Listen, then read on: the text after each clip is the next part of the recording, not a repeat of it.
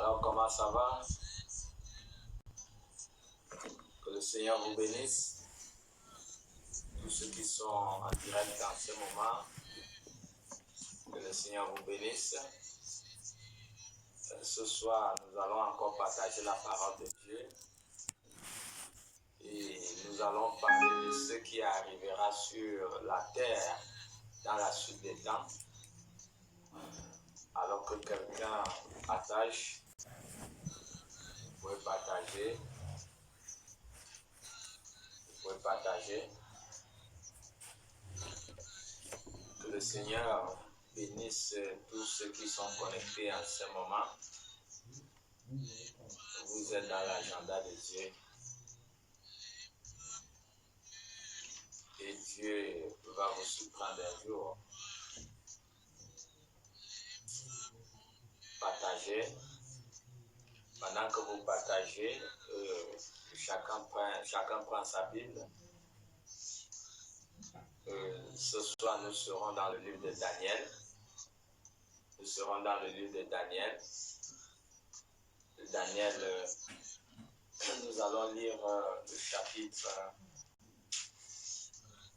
Nous allons lire le chapitre 2. Nous allons lire Daniel chapitre 2. Nous allons lire à partir du verset 38 jusqu'au verset 45. Nous sommes dans le livre de Daniel. Lisons à partir du chapitre 2, le verset 38 à 45. Partagez. Et que le Seigneur vous bénisse. Que le Seigneur vous bénisse. Ok, je vais lire la parole de Dieu. Nous parlons sur ce qui arrivera sur la terre dans la suite des temps. Nous sommes dans le livre de Daniel chapitre 2. Je vais lire à partir du verset 38 jusqu'au verset 45. Alors, il est écrit, Daniel 2, 38 à 45, il est écrit,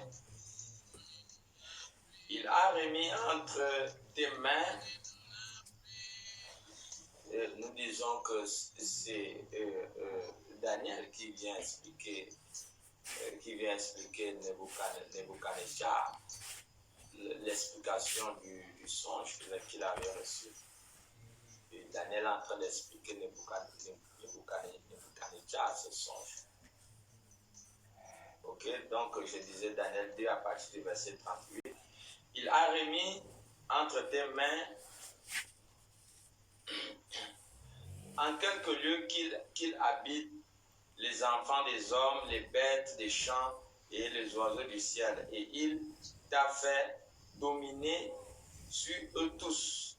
C'est toi qui es la tête d'or. Après toi, il s'élèvera un autre royaume, moindre que le tien. Puis, un troisième royaume qui sera d'airain et qui dominera sur toute la terre. Il y aura un quatrième royaume fort comme du fer, de même que le fer brise et rompt tout, il brisera et rompra tout, comme le fer qui met tout en pièces. Verset 41. Et comme tu as vu les pieds et les oreilles en partie d'argile, de potier et en partie de fer, ce royaume sera divisé, mais il y aura en lui quelque chose de la force du fer, parce que tu as vu le fer mêlé avec l'argile. Et comme les doigts des pieds étaient en partie de fer et en partie d'argile, ce royaume sera en partie fort et en partie fragile. Verset 43, tu as vu le fer mêlé avec l'argile parce qu'ils ne se mêleront pas des alliances humaines, mais ils ne seront point unis l'un à l'autre, de même que le fer ne s'allie point avec l'argile. Verset 44, dans le temps de ces rois, le Dieu des cieux suscitera un royaume qui ne sera jamais détruit et qui ne passera point sous la domination d'un autre peuple. Il brisera et anéantira tous ces royaumes-là et lui-même subsistera éternellement.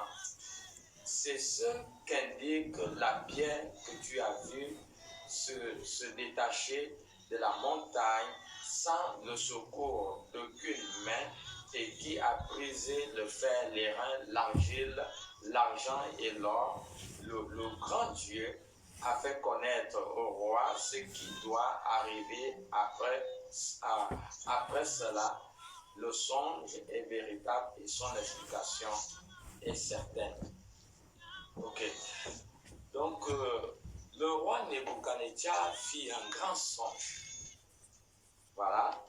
Il fit un grand songe où il avait vu une grande statuette avec toutes les parties que j'ai eu à expliquer.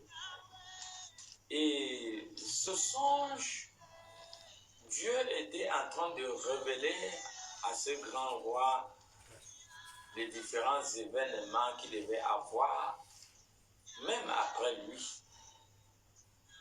Et ce qui fait que lorsque Nebuchadnezzar va faire le songe, et il y a eu dans tout Babylone, il y a eu personne qui ne put expliquer le songe, rien que celui qui était habité par l'esprit du Dieu très haut, qui était la personne de Daniel. Et Daniel est venu, et Daniel a expliqué au roi le mystère vraiment qu'il avait vu. Nous voyons ici que le Seigneur est en train de révéler ici 4 royaumes. Dieu est en train de parler des 4 royaumes. Parce que quand nous voyons aussi à Daniel 2, verset 39, il dit ici que après toi, il s'élèvera un autre royaume. Voilà. Moins que le tien. Puis un troisième royaume qui sera d'airain et qui dominera sur toute la terre. Est-ce que nous voyons? Donc, nous voyons que Dieu a révélé à Nebuchadnezzar qu'il y aura 4 royaumes. Et de ces royaumes-là vont naître même d'autres royaumes. Et ces royaumes vont dominer sur la terre. Ces royaumes vont dominer sur la terre. Ces royaumes vont conduire la terre d'une main de fer. Ça ne serait pas facile pour les habitants de la terre. Donc, les habitants de la terre doivent s'attendre à des gouvernements qui vont diriger les êtres humains par une main de fer. Par une main de fer. Et voilà pourquoi Dieu a révélé ce mystère à Nebuchadnezzar. Et Dieu va dire dedans que dans le temps de ces rois, vous voyez, il dit dans les temps de ces rois, dans Daniel 2, le verset 44, dans le temps de ces rois, le Dieu des cieux suscitera un royaume qui ne sera jamais détruit. Nous voyons, donc dans la suite de ce temps, Dieu va susciter un royaume qui ne sera jamais détruit. Et ce royaume, ce n'est que l'Église. Le royaume que Dieu va susciter parmi le règne de ces rois qui vont gouverner la terre de la main de fer. Pendant le règne de ces rois,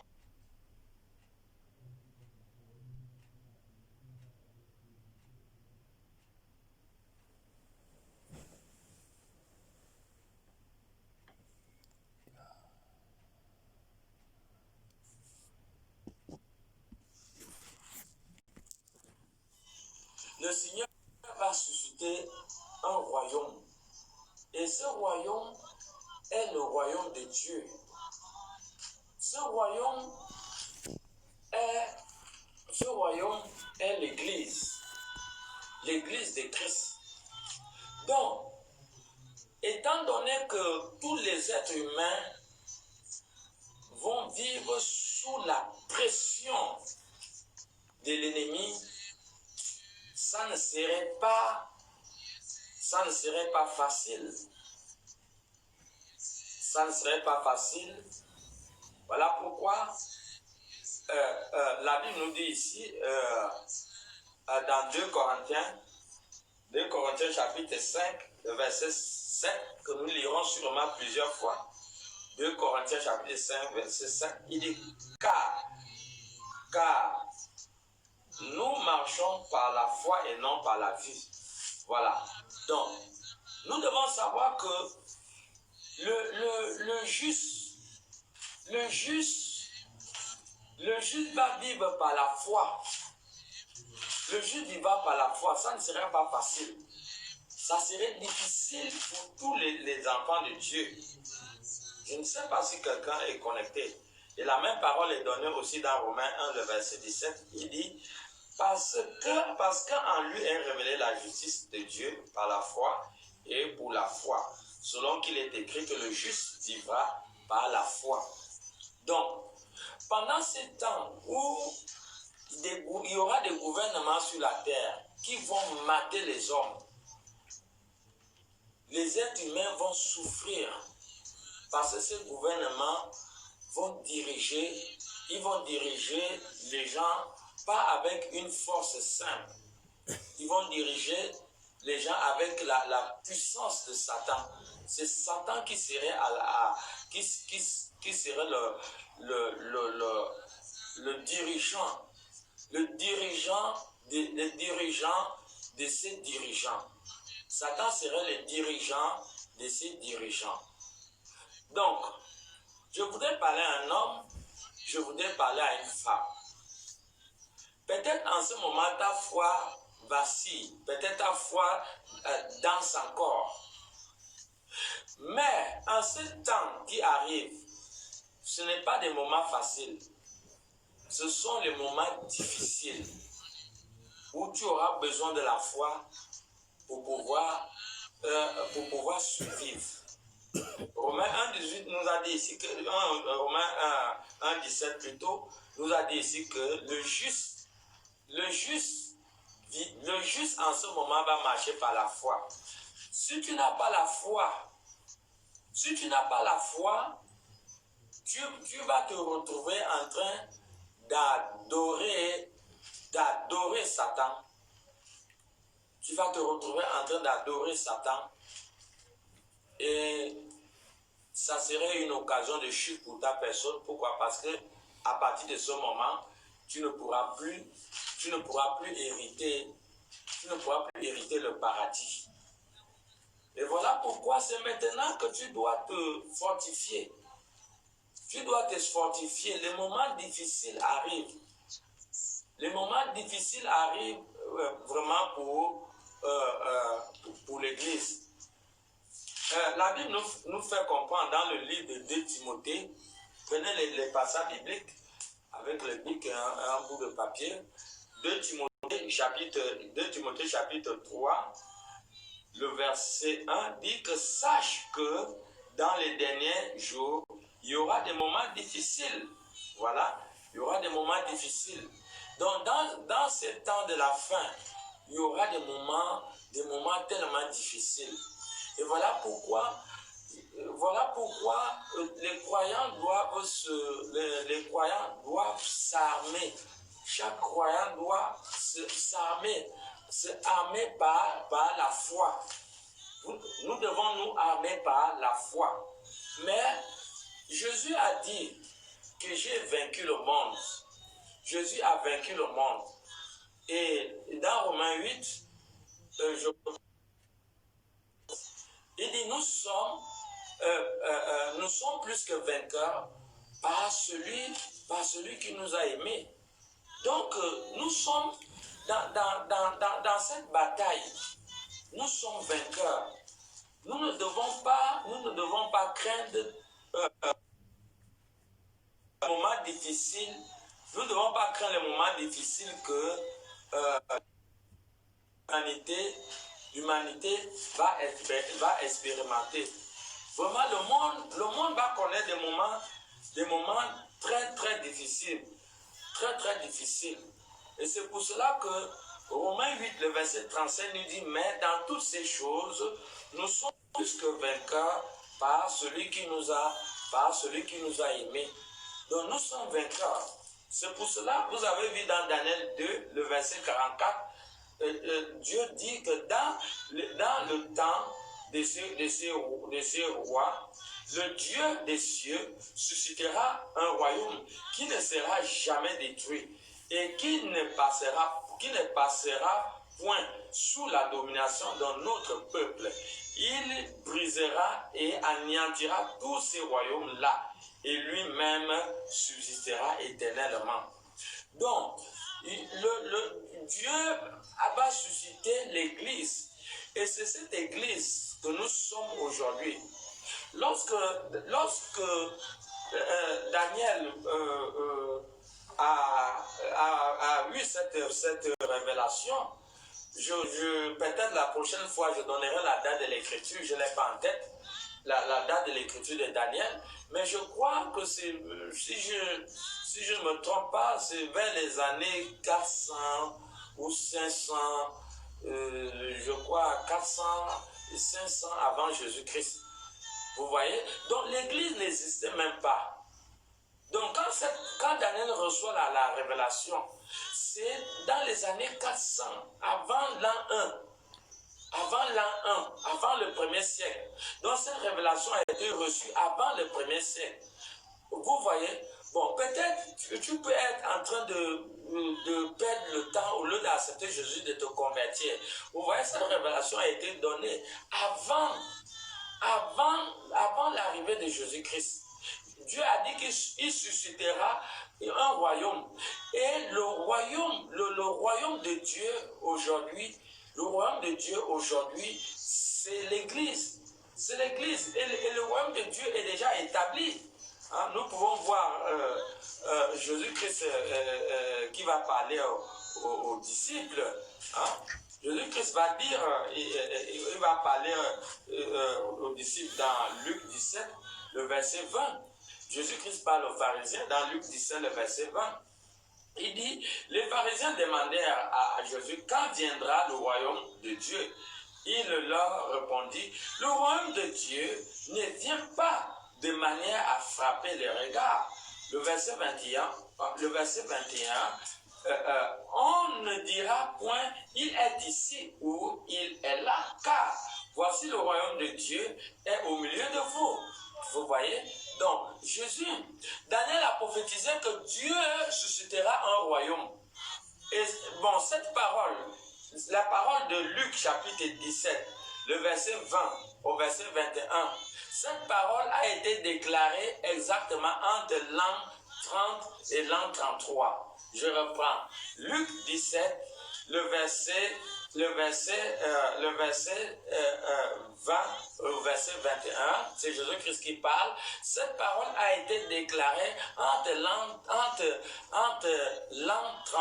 et l'an 33. Donc, regardez, la prophétie a été donnée que le royaume de Dieu viendra à l'an 400 ou l'an 500 avant Jésus-Christ.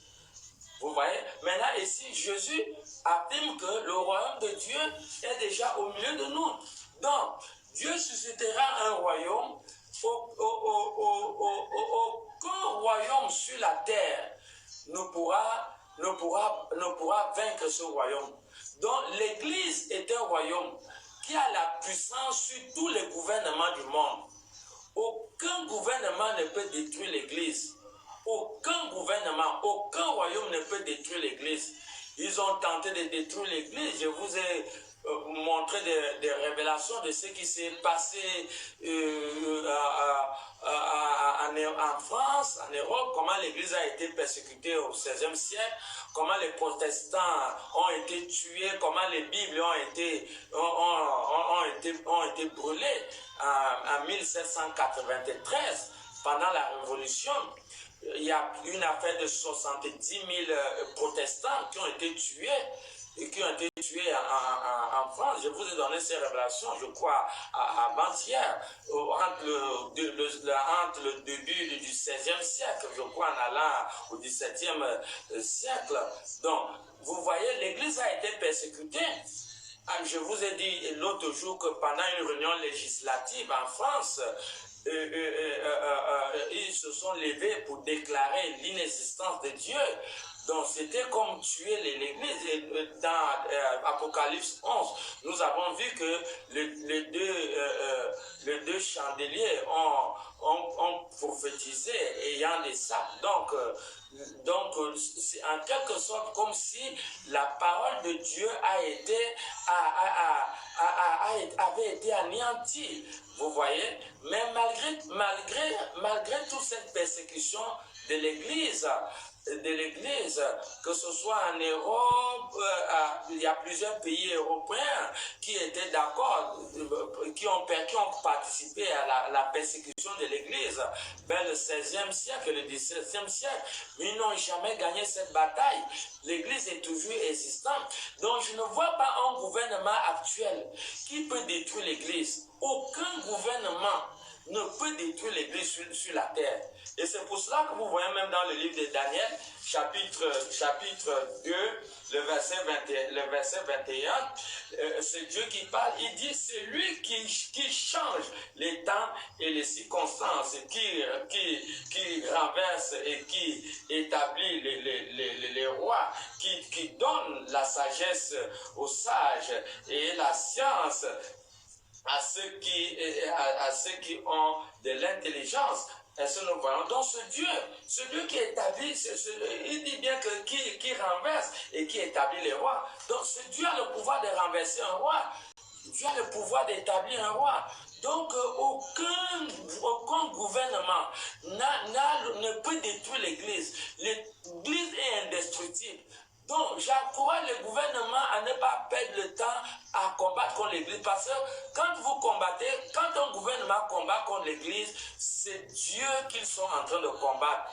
Ils sont en train de combattre contre Dieu.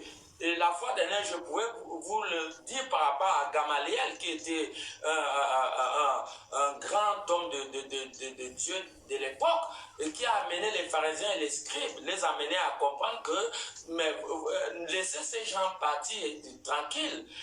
Si leur œuvre vient de Dieu, elle va s'éteindre. Mais si elle vient de Dieu, personne ne peut le combattre. Ne courez pas le risque de vous mettre à combattre contre Dieu. Donc, vraiment, il y a un royaume. Dieu suscitera un royaume et ce royaume est déjà là. L'Église est le royaume de Dieu que Daniel avait prophétisé. Je crois que tout être humain connaît la valeur de la Bible. Tout être humain connaît l'authenticité de la Bible. Tout être humain respecte la Bible parce que chaque être humain sait que la Bible est la parole de Dieu. Donc créature de Dieu, hommes et femmes et vivant sur la terre, Daniel a prophétisé qu'il y aura un royaume et ce royaume est bel et bien l'Église. Donc, nous voyons ici, je vais continuer la lecture toujours dans le livre de Daniel et nous sommes dans le chapitre 3, que quelqu'un soit connecté, le Daniel le chapitre 3. Voilà, je commence la lecture à partir du premier verset, Daniel chapitre 3 au premier verset. La Bible dit, le roi Nebuchadnezzar fit une grande statue d'or haute de 60 coudées, large de 6 coudées. Il le dressa dans la vallée de Dura, dans la province de Babylone. Le roi Nebuchadnezzar fit convoquer les satrapes, les intendants et les gouverneurs, les grands juges, les trésoriers, les jurisconsultes, les juges, et tous les magistrats et les provinces rendissent à la dédicace de la statue qu'avait élevée. Alors les satrapes, les intendants et les gouverneurs, les grands, les juges, les trésoriers, les juristes, les juges et tous les magistrats des assemblèrent pour la dédicace élevé le roi Nebuchadnezzar. Il se place devant la statue qu'avait élevée Nebuchadnezzar. Verset 4. Un héros cria à haute voix, quand vous ordonne, peuple, nation, hommes de toute langue, au moment où vous entendrez le son de la trompette, du chalumeau, de la guitare, de la stamburque, du psalterium, de la cornemuse, d'instruments de musique, vous vous prosternerez et vous adorerez la statue d'or qu'a élevé le roi Nebuchadnezzar. Quiconque ne se prosternera pas et n'adorera pas sera jeté à l'instant même au milieu d'une fournaise ardente.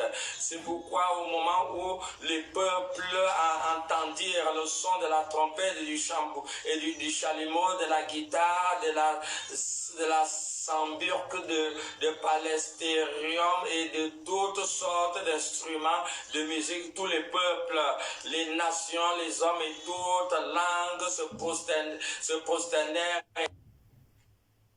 qu'avait élevé le roi Nebuchadnezzar. À cette occasion et dans le même temps, quelques Chaldéens s'approchèrent et accusèrent les Juifs. Ils prirent la parole et dirent au roi Nebuchadnezzar: ô roi, vis éternellement. Tu as donné un ordre d'après lequel tous ceux qui entendront le son de la trompette, du chalumeau, de la guitare et de la samburque, du psalterium, de la cornemuse et de toutes sortes d'instruments devraient se prosterner et adorer la statue d'or. Et d'après lesquels quiconque ne se prosternera pas et n'adorera pas sera jeté au milieu d'une fournaise ardente. Verset 12. Or, il y a des Juifs à qui tu as remis l'intendant de la province de Babylone, Shadrach, Meshach et Abednego, hommes qui ne tiennent aucun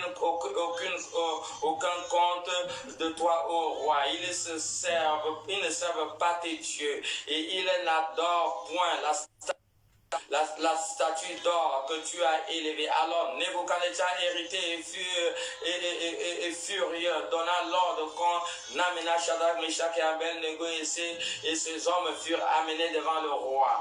Verset 14. Nebuchadnezzar et leur dit: est-ce que de propos délibérés, Shadrach, Meshach et Abednego, que vous ne savez pas mes dieux et que vous n'adorerez pas la statue d'or que j'ai élevée?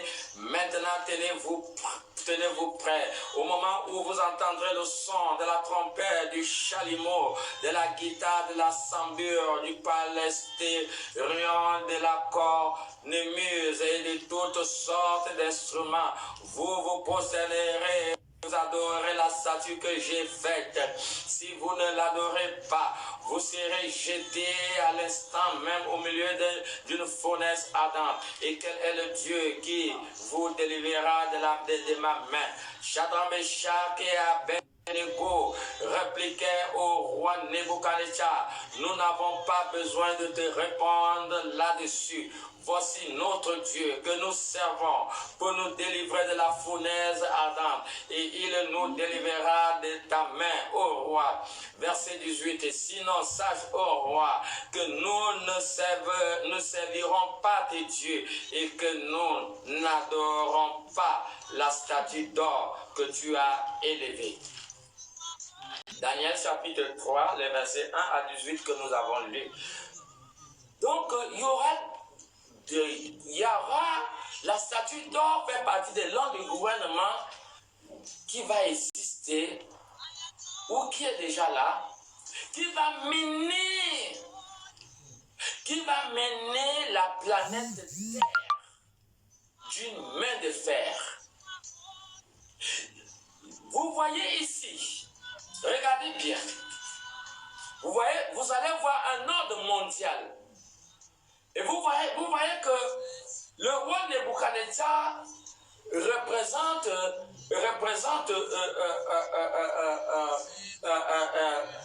quelqu'un quelqu'un qui sera établi, qui aura le pouvoir sur toute la terre, un royaume.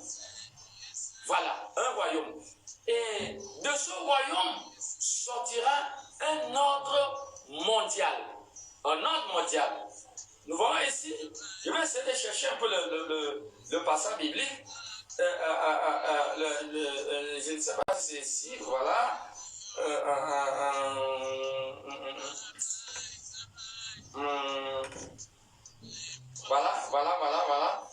Voilà.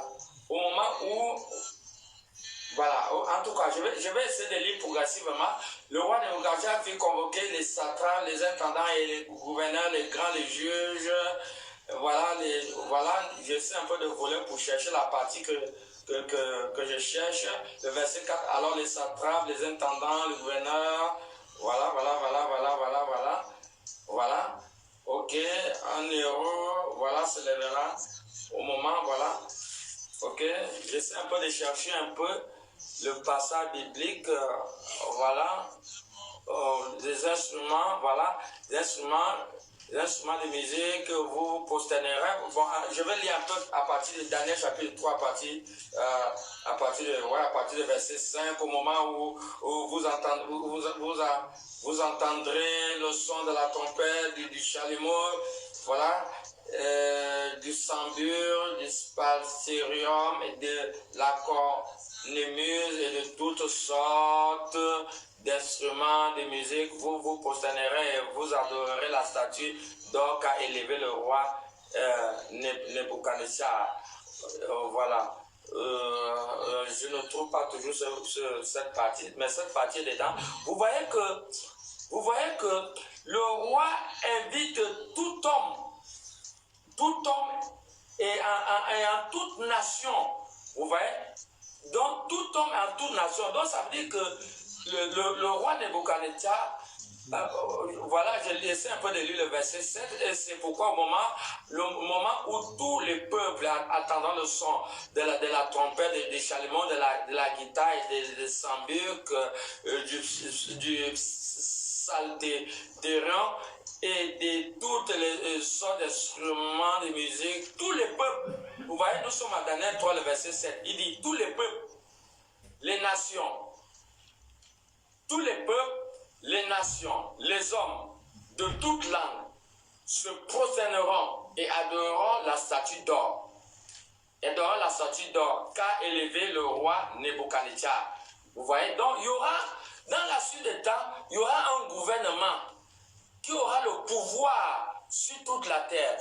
Et il y a un ordre mondial qui va sortir. Et cet ordre mondial va amener tous les êtres humains à adorer le système, qui sera établi dans ce royaume. Vous voyez, la statue d'or représente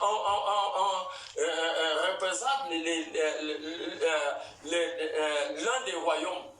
L'un des royaumes qui vont, et parmi les 4 royaumes, l'un des royaumes qui va évoluer, exister sur la terre. Donc, tous les peuples, toutes les nations devront s'aligner. Donc, ça serait un ordre mondial. Un ordre mondial. Donc, quiconque ne va pas s'aligner à cet ordre mondial. Je vous amène à comprendre que le dirigeant, ça veut dire celui qui sera établi à la tête même de ce gouvernement, ça serait Satan lui-même avec 2 cornes. C'est Satan lui-même qui sera le chef de ce gouvernement. Et Satan va utiliser les hommes qui vont avoir le pouvoir. Ça serait un pouvoir terrible. Vous voyez? Maintenant, nous voyons ici, le roi Nebuchadnezzar a reçu le son de la statue. Et il va aller fabriquer cette statue. Et on va remarquer ici, si vous remarquez bien, la Bible dit que toute la terre s'est alignée à cet ordre mondial qu'avait déclaré Nebuchadnezzar. Si quelqu'un avait besoin du salut, la vie, ces personnes devront automatiquement adorer la statue. Donc, frères et sœurs, à tous ceux qui sont connectés, Exode chapitre 1, le premier commandement sur les tablettes que Moïse a amenées sur le mont Sinaï, écrit par le doigt de Dieu, La Bible dit, je suis l'Éternel qui t'a fait sortir de la maison de la servitude. Il dit, tu n'auras pas d'autre Dieu devant ma face. Shadrach, cette parole a été, Shadrach, Meshach et Abednego, ils sont là, le livre, le Pentateuque existait déjà, Exode existait déjà parce que les 5 premiers livres ont été écrits par Moïse. Voilà, dans Shadrach, Meshach et Abednego, ils savaient qu'ils ne devaient pas adorer des idoles. Parce que c'est en quelque sorte comme une forme, c'est une idolâtrie. Adorer les idoles, c'est une idolâtrie. Maintenant, le gouvernement de Babylone, avec un roi puissant établi qui était le roi Nebuchadnezzar. Le roi Nebuchadnezzar va donner l'ordre mondial que tout un chacun doit adorer la statue d'or. Vous voyez? Voilà. Regardez ce qui se passe à cette occasion et dans le même temps, quelques Chaldéens s'opposèrent et accusèrent les Juifs. Voilà, Daniel 3, le verset 8. Vous voyez? Ils ont commencé à accuser les Juifs. Vous voyez,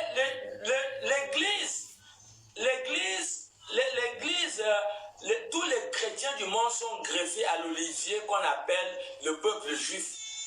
Voilà, parce que nous sommes de ceux de la multitude qui a été greffé sur l'olivier qui est le peuple juif.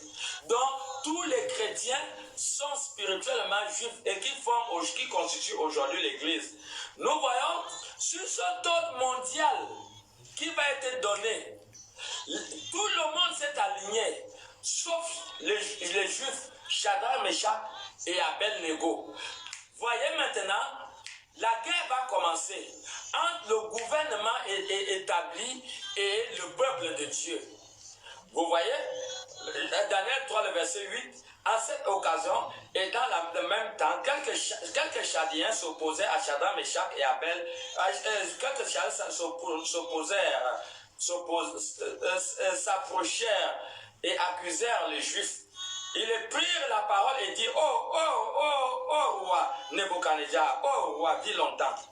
Tu vois, et tu as donné un ordre d'après lequel tous ceux qui entendent le son de la trompette, du chalumeau, de la guitare, de la cymbale, du psalterion, de la cornuche et de toutes sortes d'instruments devraient se prosterner et adorer la statue d'or. Daniel 3, 11.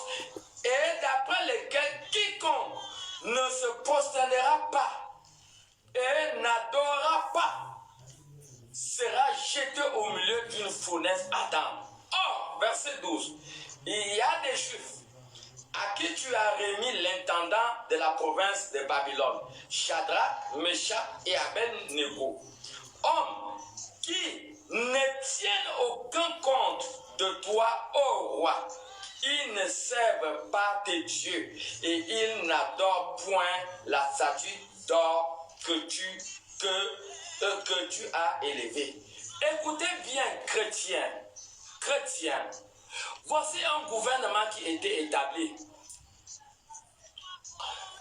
Exode 20, le verset 1 à 2. Je suis l'Éternel qui t'a fait sortir de la maison de la servitude.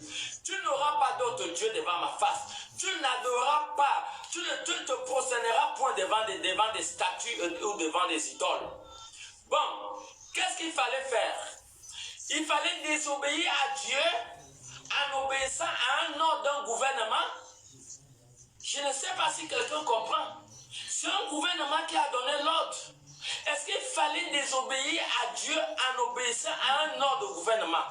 Quand un ordre du gouvernement ne cadre pas n'est pas conforme au commandement de Dieu, est-ce qu'on doit obéir à cet ordre gouvernemental?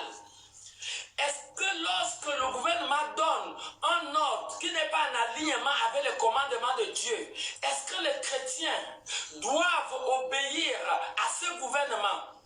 Shadrach, Meshach a compris qu'il ne devait pas obéir à ce gouvernement de Babylone, ce gouvernement de Nebuchadnezzar. Pourquoi? Parce que Nebuchadnezzar était en train de les amener à briser leur alliance avec Dieu.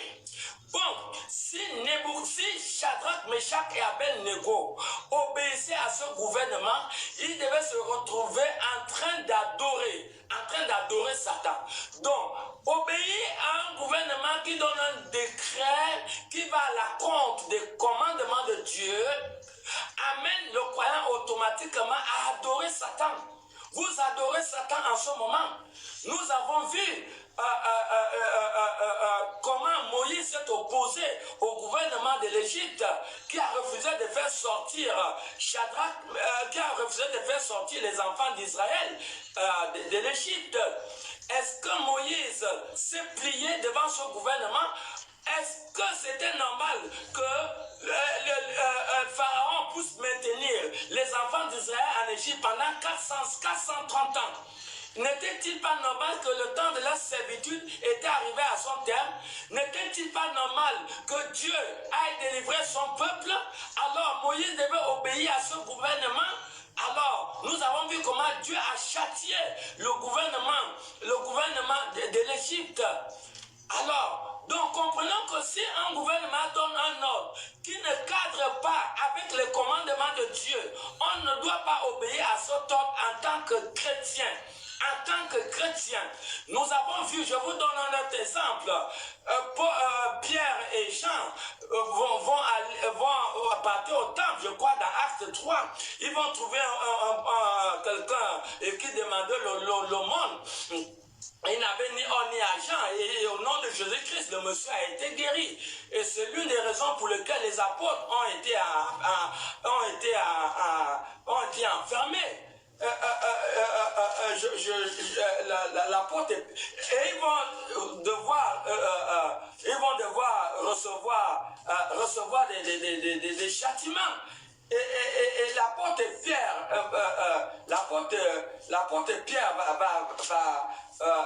l'apôtre Pierre va dire, il va dire ici, il va dire ici que dans Actes chapitre 4, le verset 19, Acte 4, le verset 19, Pierre et Jean leur répondit, jugez s'il est juste devant Dieu de vous obéir plutôt qu'à Dieu. Après, lorsqu'ils ont enfermé les apôtres, ils les ont bastonnés.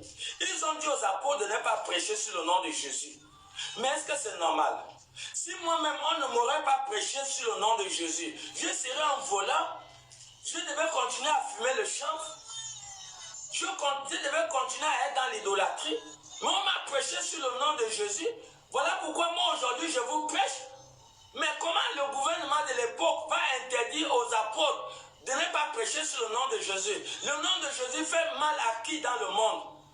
Le monde de Jésus, moi j'étais un voleur, j'étais un bandit, je volais dans mon travail. On est venu me prêcher de Jésus, je ne vole plus. Est-ce que c'est une mauvaise chose? Il y a une autre femme qui était prostituée. On l'a prêché de Jésus. Elle n'est plus prostituée. Il y a une autre personne qui était fonctionnaire. Il volait dans son travail. On l'a prêché de Jésus. Il ne vole plus. Où est le mal en cela? Pourquoi le gouvernement, les scribes, les principaux sacrificateurs, les sadducéens, se sont levés? Ils les ont strictement interdit de ne pas prêcher au nom de Jésus. Alors un tel gouvernement qui donc la loi ne cadre pas avec le commandement, est-ce qu'on doit obéir à ce gouvernement? Je vous pose la question. Voilà. Donc ils ont dit ici, je reprends la parole, Pierre et Jean, Acte 4, le verset 19, Pierre et Jean leur répondit, jugez s'il qu'il est juste devant Dieu de vous obéir plutôt qu'à Dieu. Je prends encore un autre exemple dans le livre de Daniel. Daniel, ses 120 amis vont conspirer contre lui. Pourquoi? Parce qu'il en voulait, ils en voulaient à sa personne. Ils sont allés jouer rouler le roi Darius, en lui disant que dans une telle période, tu dois faire une déclaration que personne ne doit prier. Personne ne doit prier, si ce n'est qu'au toi Darius, c'est toi seulement qu'on doit adresser les prières. Mais vous aussi, je crois dans le livre de Daniel chapitre 6, vous aussi, la Bible nous amène à comprendre que Daniel n'a pas obéi à cet ordre gouvernemental. Daniel n'a pas obéi à cette loi. Daniel a ouvert les portes parce que cette loi était contre la constitution divine. Toute loi d'un gouvernement qui est contre la constitution divine ne doit pas être obéie par les chrétiens. Parce que les chrétiens constituent le royaume de Dieu.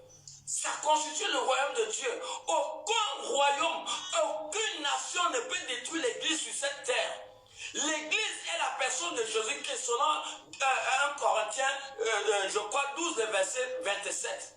Et voilà pourquoi Shadrach, Meshach, Abednego, lorsqu'ils se sont retrouvés face à cette menace, ils ont dit, oh roi, nous n'allons pas obéir à ton ordre. Nous n'allons pas obéir à ton ordre.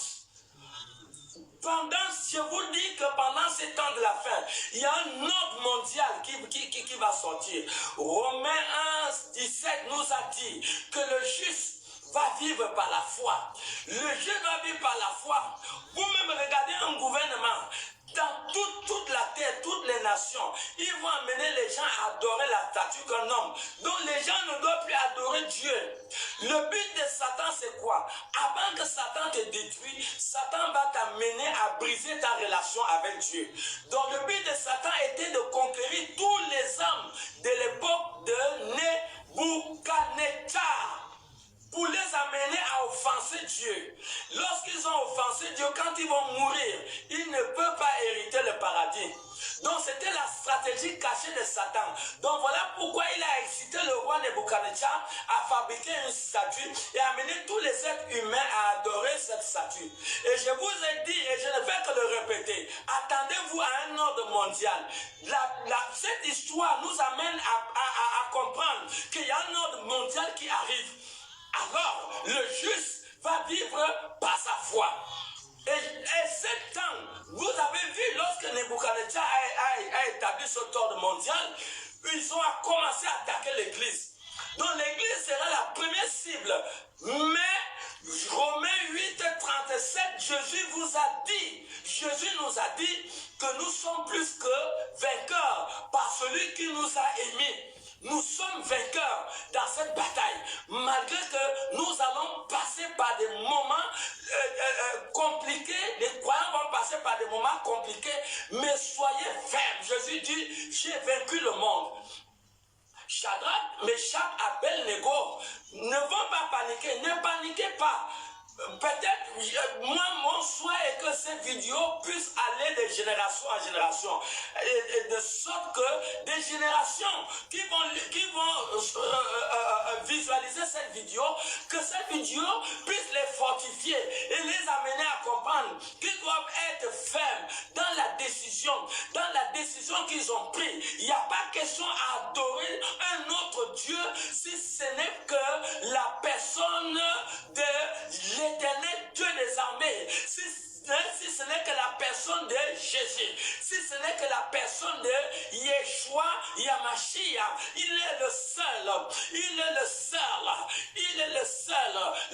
véritable, le seul qui est venu dans le monde. Il n'est pas venu par la voie normale. Tout homme est venu dans le monde parce qu'un homme et une femme se sont accouplés. Et un homme et une femme est venu au monde. Mais Jésus est venu au monde d'une manière mystérieuse. Marie ne s'est pas accouplée avec Joseph avant que Jésus est venu au monde. Donc il est l'alpha, il est l'oméga, il est le commencement. commencement, il est là, il est la fin, il est l'omniscient, il est l'omnipotent, il est le tout-puissant, il est le créateur du ciel et de la terre. Toutes choses ont été faites par lui. Toutes choses, il n'y a pas quelque chose qui a été fait, qui n'a pas été créé, qui n'a pas été créé par lui. Et voilà pourquoi c'est à lui seul. Nous ne devons pas adorer autre chose. Jamais de la vie, n'acceptez pas. N'acceptez pas. Jésus est le seul et le véritable. Que tout le monde doit pencher, doit s'unir.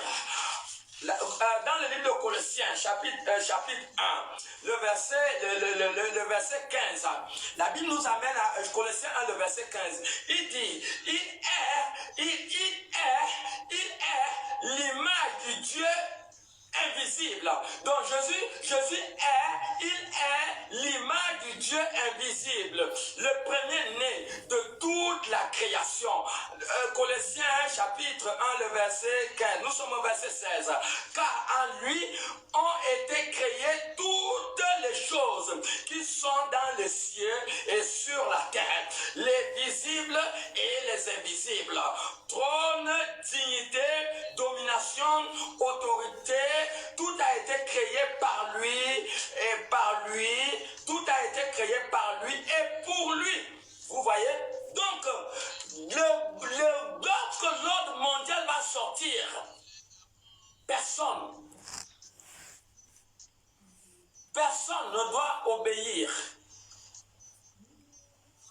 Si c'est un ordre, si c'est quelque chose, pas que si c'est quelque chose, cet ordre mondial, les choses qui seront faites vont aller à la compte de notre croyance. Parce que la Bible nous dit ici, parce que la Bible nous révèle, nous avons dit que Nebuchadnezzar a reçu des choses qui devaient arriver dans les temps, dans les temps à venir. C'est ce que Daniel a dit dans la partie B de Daniel 2, 45. Voilà, il dit ici, le grand Dieu a fait connaître au roi ce qui doit arriver après cela. Après cela, le songe est véritable. Donc, voilà ce qui va arriver dans la suite des temps. Donc, cet ordre mondial va sûrement aller à la compte de notre croyance. Alors, ayez les pieds sur terre. Shadrach, Meshach et Abednego ont dit au roi, Daniel 3, le verset 18, sinon sache, ô roi, que nous ne servions pas tes dieux et que nous n'adorons pas la statue d'or que tu as élevée. Nous devons résister, vous devez résister à ne pas adorer le système qui sera établi par ce royaume. Il y aura un royaume qui va dominer sur toute la terre et ils vont donner un ordre mondial. Donc, si vous obéissez à cet ordre qui sera donné, vous allez rater le paradis. Vous raterez le paradis. Si Shadrach, Meshach aura obéi à cet ordre mondial, et il devait rater le paradis. Il devait rater le paradis. Résister. Donc dans ce royaume, la Bible nous dit quoi? Quand Shadrach, Meshach et Abednego ont résisté, le roi a rougi. Il a tapé les mains sur la table. Il dit, ça c'est qui ça? Ça c'est quel ver qui résiste à mon autorité? Chauffez-moi le four 7 fois plus qu'avant.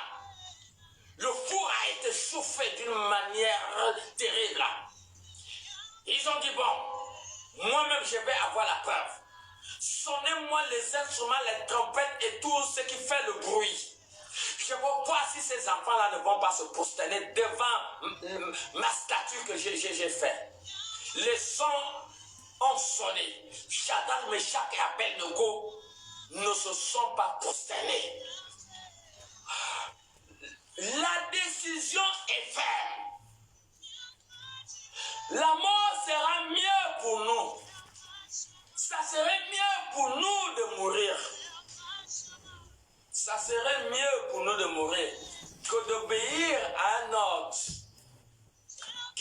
conduire. Obéis à notre qui va te conduire à l'enfer. C'est mieux de mourir. Ça serait mieux.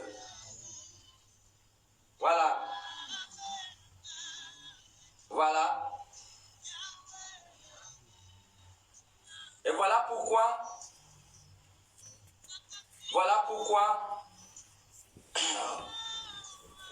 chacun de nous doit prendre conscience de ces vérités. Nous allons expérimenter des moments terribles sur la terre.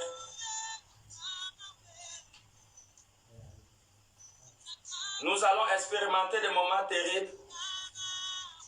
Et voilà pourquoi chacun doit prendre conscience. Je ne sais pas si quelqu'un comprend ce qui est en train d'être dit en ce moment. Je suis en train de chercher un passage biblique. Voilà. Ok, je vais essayer de chercher ce passage biblique dans un autre livre. Voilà. Donc, ça serait des moments difficiles. Nous avons vu comment Shadrach, voilà, je peux toujours lire ce passage. Nous sommes dans le livre de Marc, chapitre 8, le verset 35. Voilà. Le verset 35, Marc 8, 35 dit, car celui qui voudra sauver sa vie la perdra. Mais celui qui perdra sa vie à cause de moi et de la bonne nouvelle la sauvera. Donc pendant ce moment, la décision doit être ferme. S'il n'y a pas à régner Jésus-Christ, il n'y a pas à régner Jésus-Christ, c'est mieux de mourir. Shadrach, Meshach et Abednego ont choisi de mourir que de détruire leur alliance avec Dieu. L'alliance avec Dieu est primordiale. Mais Jésus pendant ce règne de ce royaume qui va conduire la tête, la main de fer, la puissance de Dieu sera là pour soutenir les vrais chrétiens. Soutenir les vrais chrétiens. Vous pensez que parmi toutes les nations, il n'y avait pas de croyants dedans? Vous le pensez? Sur toute la planète Terre, il y a 3 personnes. S'il fallait faire un pourcentage pour aller au ciel, peut-être le message que j'ai prêché la fois passée, et j'ai donné un peu le pourcentage un peu des gens qui vont aller au ciel.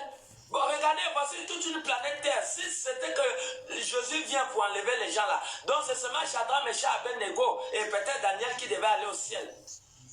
Ce sont seulement donc 3 personnes. L'histoire ne nous révèle pas s'il y avait des croyants ou pas même. Moi, j'ai la certitude qu'il y avait des croyants. Mais comme l'ordre du roi était ferme et était dur, que tous ceux qui vont désobéir, on va les jeter dans le feu. Et voilà pourquoi beaucoup de croyants ont brisé leur alliance avec Dieu en allant adorer la statue. Pourquoi? Parce qu'ils avaient peur de pouvoir être jetés dans le four. Mais Shadrach, Meshach, Abednego ont accepté de mourir. La Bible dit bien, Marc 8, 35, car celui qui voudra sauver sa vie la perdra. Mais celui qui perdra sa vie à cause de moi et de la bonne nouvelle la sauvera. Alors le roi Nebuchadnezzar a vu que ses enfants ne se sont pas prosternés. Il a envoyé les gens aller l'attraper, aller les jeter dans le four. Ils sont allés les jeter dans le four. Même les gens qui sont allés les jeter dans le four ont été consumés par la force de la chaleur. Mais à la grande surprise de Nebuchadnezzar, il voit le monde. Pendant que l'ordre mondial sera donné, la puissance de Dieu sera en mouvement. pour sécuriser la vie des véritables croyants. Parce que leur temps de mourir ne serait pas arrivé. Vous-même voyez la détermination de Shadrach, Meshach et Abednego. En fait, le roi Nebuchadnezzar est venu regarder dans le feu. Quand il regarde dans le feu, il fait les yeux comme s'il dit, je rêve ou comment? Comment ces personnes, même leurs caleçons ne sont pas brûlés? Ça, vous savez, lorsque le surnaturel est connecté avec le réel, ça vous dérange. Vous êtes comme hypnotisé. C'est comme si on vous enlevait la conscience. Vous ne comprenez rien. Oui, c'est possible, il y a le surnaturel. La parole de Dieu, ce n'est pas le vain discours. La marche avec Dieu, ce n'est pas le vain discours, mais c'est la démonstration de la puissance de Dieu. Et Nebuchadnezzar a vu la démonstration de la puissance de Dieu. Ils ont jeté 3 hommes dans la fournaise, mais à sa grande surprise, il va constater une 4e personne. Et cette 4e personne avait le visage d'un Dieu. Oui, le Seigneur ne laissera jamais périr les vrais croyants. La Bible dit dans Psaume 23, lorsque tu marcheras dans l'ombre de la vallée de la mort, il dit rien ne t'arrivera, rien ne t'arrivera. Je ne sais pas si quelqu'un comprend. Quand tu marcheras dans l'ombre de la vallée de la mort, Dieu sera avec toi pour sécuriser ta vie, pour sécuriser ta vie. Dieu sera avec toi. Il dit dans Ésaïe chapitre 43, le verset 2, il dit si tu traverses les eaux, je serai avec toi. Et les fleuves, ils ne te submergeront point. Si tu marches dans le feu, tu ne te brûleras point. Et les flammes ne t'embraseront point. Car je suis l'Éternel ton Dieu, le Saint d'Israël, ton sauveur. Je donne l'Égypte pour ta rançon et l'Éthiopie pour Saba à ta place. Oui, à ta place. Donc, regardons ici, dans Ésaïe 43, le verset 2 à 3. Il dit, même quand tu marcheras dans le feu, le Seigneur sera avec toi. Votre détermination, votre engagement et votre sécurité, votre fermeté et votre sécurité.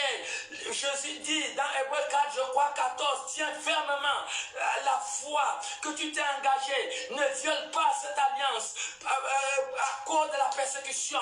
La Bible dit dans Romains 8, qu'est-ce qui nous séparera de l'amour de Christ? Est-ce que c'est la faim? Est-ce que c'est la persécution? Est-ce que c'est la menace? Il dit rien ne nous séparera de l'amour de Christ manifesté en Jésus-Christ. Tu dois être ferme pendant que un ordre mondial va se lever dans le monde entier, où tout le monde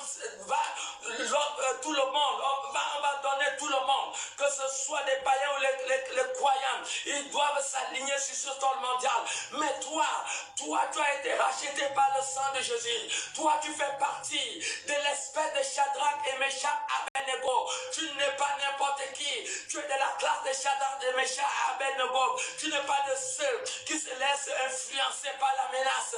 Non, soyez fermes et soyez inébranlables devant cette menace que le monde va expérimenter. Soyez fermes, sœurs, frères. Sois ferme. Shadrach, Meshach a été ferme. Il a été ferme. Qu'est-ce qui va se passer? Quelque chose de terrible va se passer. Le roi va dire, le roi Nebuchadnezzar va dire, le roi Nebuchadnezzar, il sera malade. Malade. Il a vu ce qu'il n'avait jamais vu. Il va dire, faites sortir Shadrach, Meshach et Abednego. Faites-les sortir. Regarde la détermination d'un homme. va amener un homme à reconnaître l'autorité souveraine.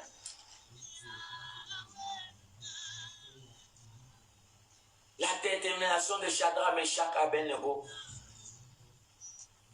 vont amener la souveraineté de Dieu dans un empire. Votre détermination face à une menace, lorsque Dieu viendra intervenir, beaucoup se convertiront parce qu'ils verront la puissance de Dieu. Ça a été le sort de Shadrach, Meshach. Ça a été le sort de Nebuchadnezzar. Et nous voyons Daniel chapitre 3, le verset 28. Daniel 3, le verset 28 dit: Nebuchadnezzar prit la parole et dit: béni soit le Dieu. Quand vous regardez bien, quand Nebuchadnezzar dit que je verrai le Dieu qui va vous délivrer de la flamme de feu. Regardez le Dieu là, c'est écrit avec petit d. Mais regardez maintenant ce Dieu. Le seul Dieu là maintenant, c'est écrit maintenant avec le grand D. Daniel 3, le verset 28. Nebuchadnezzar prit la parole et dit: béni soit le Dieu de Shadrach, Meshach, Abednego. Un roi idolâtre.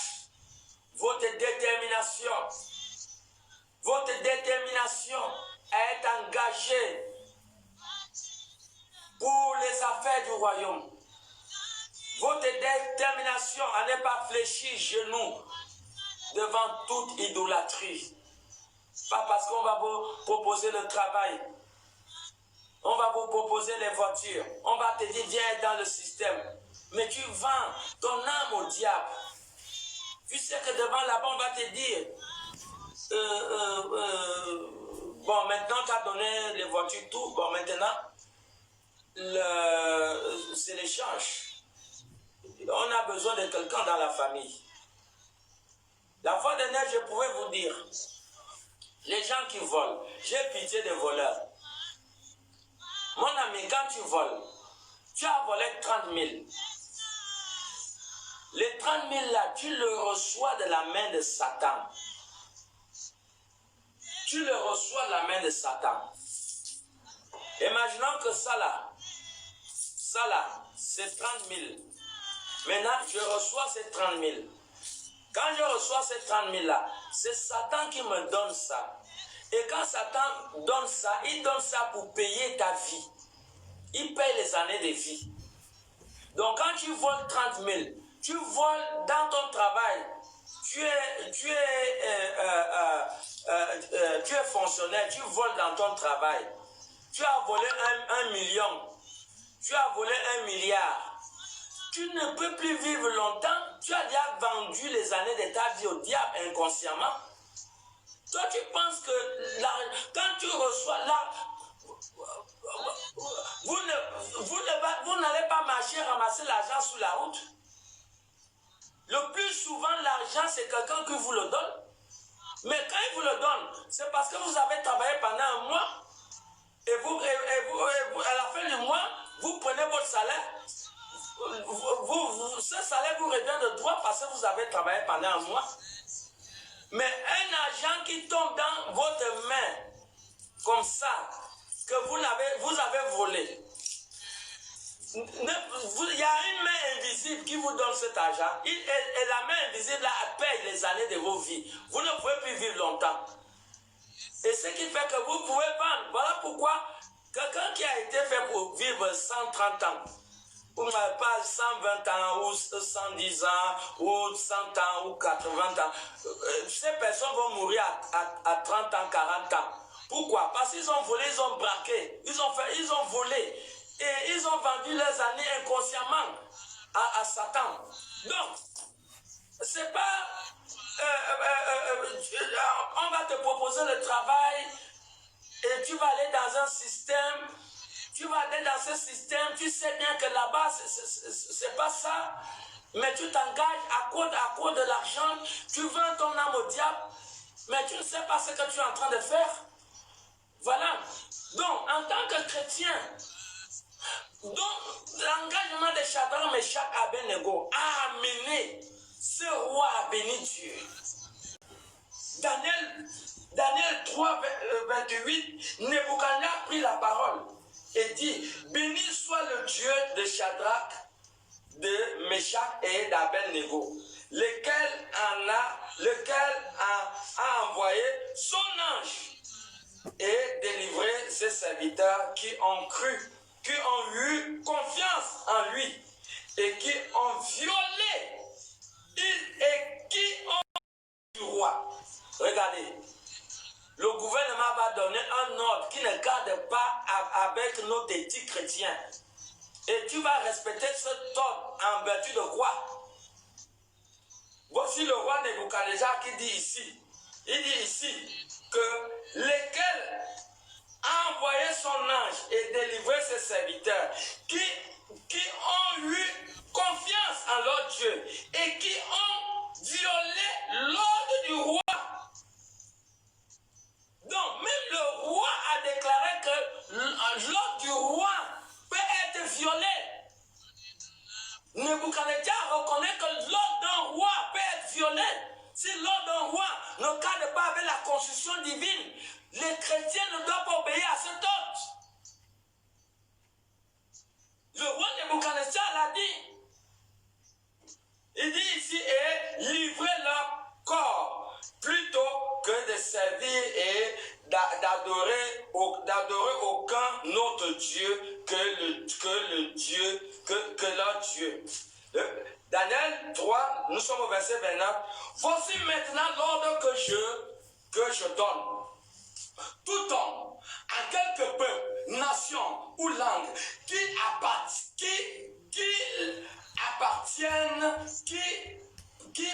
parlera mal du Dieu de Shadrach, Meshach et Abednego sera mis en pièces et sa maison sera réduite en un temps d'inondice parce qu'il n'y a aucun autre Dieu qui puisse délivrer comme lui.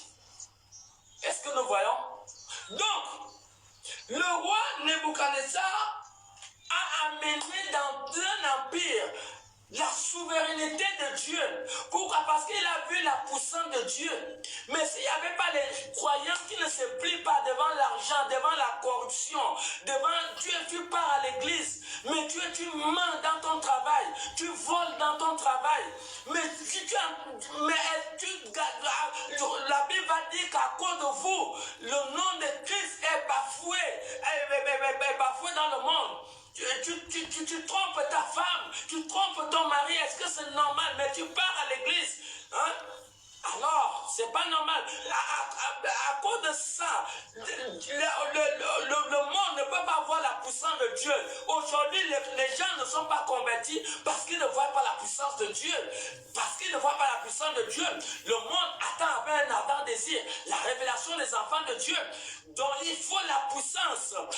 Voilà, la prédication de la parole de Dieu, ce n'est pas des vains discours, mais c'est la démonstration de la puissance de Dieu. Et voilà pourquoi tu dois être un modèle, comme Shadrach, Meshach et Abednego a été, pour manifester la puissance de Dieu. Et le monde verra ce puissant et ils vont glorifier le Seigneur Jésus-Christ. Et je crois que là, ça serait mon mot de fin. Mon numéro de téléphone est 077 38 38 15. Mon numéro de téléphone 077 38 38 15. Et ceux qui sont à l'étranger doivent d'abord former, je crois, le 241 si je ne me trompe pas. Donc du courage, ceux qui ont reçu le message, que le Seigneur vous bénisse. Si Dieu le veut, nous allons continuer demain à 22h. Que Dieu vous bénisse, que Dieu vous bénisse abondamment, que Dieu se souvienne des défis qui fait face à vos vies, que les portes financières s'ouvrent, qu'une grâce particulière de Dieu soit dans votre vie, au nom puissant de Jésus-Christ. Amen.